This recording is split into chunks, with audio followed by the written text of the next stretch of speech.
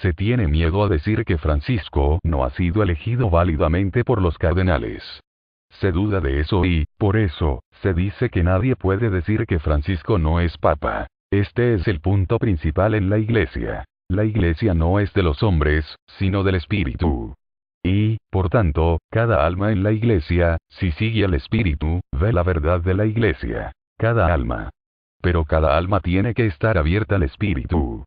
Si no hay esta apertura del corazón al Espíritu, sino que se da la apertura de la mente al mundo de los hombres, que es siempre algo exterior en la Iglesia, entonces el alma no conoce la realidad de lo que pasa en la Iglesia. Si Francisco no es papa, porque ha sido elegido mientras el anterior papa estaba vivo, entonces hay que concluir, de forma absoluta, que Francisco no tiene ninguna autoridad divina en la Iglesia.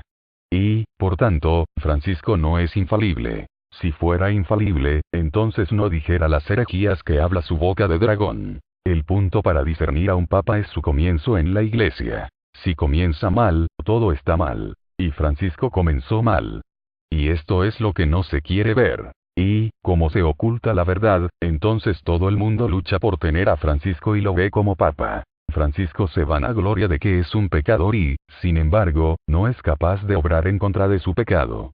Es más, no ve su pecado.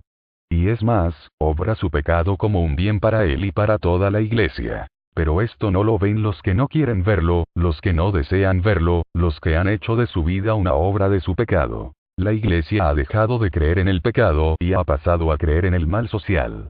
Y se queda solo en ese mal como el objetivo de su apostolado, de su servicio a Dios en la Iglesia. Y ya no se ve el pecado. Ya la Santa Misa es solo una fiesta, un banquete, una danza, un espectáculo, una discoteca, otra cosa a lo que es realmente. Y eso sucede porque no existe el pecado para la Iglesia. Y no hay otra explicación. Es que no puede haberla. Si las almas vieran su pecado, entonces las almas no harían lo que hacen en la Iglesia. Pero como las almas han decidido pecar y llamar a esa vida de pecado vida de santidad en la Iglesia, entonces la Iglesia es la que se abre a su destino, que es el fuego del infierno, la condenación de las almas.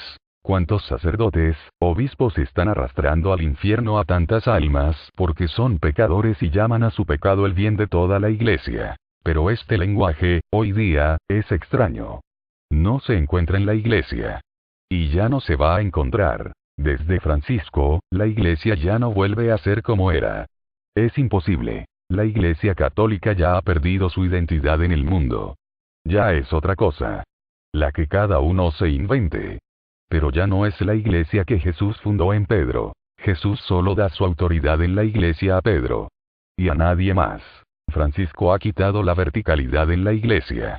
Luego Francisco no tiene ninguna autoridad divina en la Iglesia. Y la consecuencia es clara. Todo lo que hace en la Iglesia es por su propia autoridad humana.